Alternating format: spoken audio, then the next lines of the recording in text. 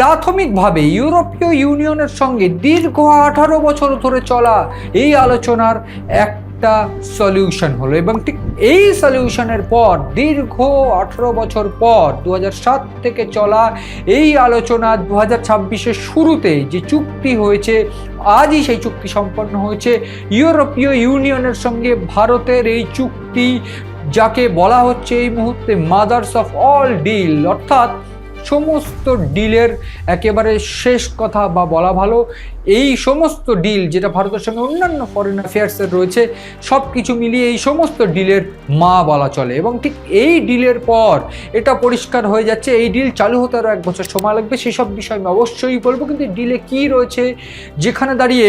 গোটা বিশ্বে ভারত মূল চালিকা শক্তিতে চলে আসতে পারে এবং ভারতীয় অর্থনীতিতে একটা চমকপ্রদ পরিবর্তন আসতে পারে। ঠিক কি এই ডিল এবং এই ডিলের মাধ্যমে কেন আমেরিকা ভয় পেতে চলেছে, আমি মনে করি চাইবো আপনাদের যে আমেরিকা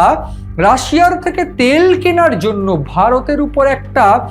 চাপ সৃষ্টি করতে থাকে। একটা চাপ সৃষ্টি নয়, শুধুমাত্র একটা শুল্ক যুদ্ধ চাপিয়ে দিতে থাকে, একটা শুল্ক চাপিয়ে দিতে থাকে এবং ঠিক সেই 25% শুল্ক বেড়ে ফাইন হয়ে বা জরিমানা হয়ে 50% শুল্কে পরিণত হয়। তারপর থেকে ভারতের অর্থনীতি কিভাবে বাড়বে, কিভাবে ভারতীয় পণ্যের বাজার দর বাড়বে, কিভাবে কোথায় বিক্রি হবে সেই সমস্ত কিছু নিয়ে, কিন্তু কোথায় রফতানি হবে সেই সমস্ত কিছু নিয়ে ভারত কিন্তু অত্যন্ত চিন্তার মধ্যে পড়ে যায়। যদিও সেই ক্ষেত্রে বিভিন্ন সাবস্টিটিউট দেশগুলোর কিন্তু হদিশ ভারত পায়, কিন্তু আমেরিকায় এই ব্যবসা কিছুটা বন্ধ হয়ে যাওয়ার পর এটা আমেরিকা বুঝতে পারে বা আমেরিকা টার্গেট করতে পারে বা টার্গেট করার চেষ্টা করে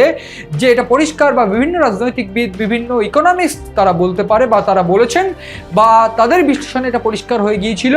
যে রাশিয়ার থেকে তেল কেনা অপরাধ নয়, বরং অপরাধ ভারত এই মুহূর্তে দাঁড়িয়ে যে আপগ্রোয়িং কান্ট্রি, যে জায়গায় ভারত পৌঁছে গিয়েছে ইকোনমিক্যালি, সেইটা এই মুহূর্তে দাঁড়িয়ে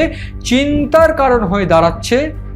এই আমেরিকার। এবং এই ডোনাল্ড ট্রাম্প ও আমেরিকার চিন্তার কারণ হয়ে দাঁড়ানোর জন্য ভারতকে বারবার করে কোণঠাসা করে দেওয়ার চেষ্টা বাংলাদেশকে, পাকিস্তানকে সঙ্গে নিয়ে এই আমেরিকায় চালিয়ে যাচ্ছিল বা চালিয়ে যাচ্ছে ইতিমধ্যে। ঠিক এই মুহূর্তে দাঁড়িয়ে ইউরোপীয় ইউনিয়ন অর্থাৎ 27টি ইউরোপীয় দেশের সঙ্গে এই মুহূর্তে ভারত যে চুক্তি সেরেছে সেই চুক্তিকে মাদার্স অফ অল ডিলস বলা হচ্ছে, যেইখানে ইউরোপীয় ইউনিয়নের যে সমস্ত দেশগুলো, সেই দেশগুলো থেকে যে সামগ্রী ভারতে আসবে তাতে কোনো কর থাকবে না বা একেবারে সামান্য কর থাকবে, এবং ভারত থেকে যে সামগ্রীগুলো আমদানি বা রপ্তানি হবে সেই সমস্ত কিছুতে একেবারে মিনিমাম কর, একেবারে ন্যূনতম কর বা কোনো কোনো ক্ষেত্রে সেই সমস্ত কিছু ফ্রি।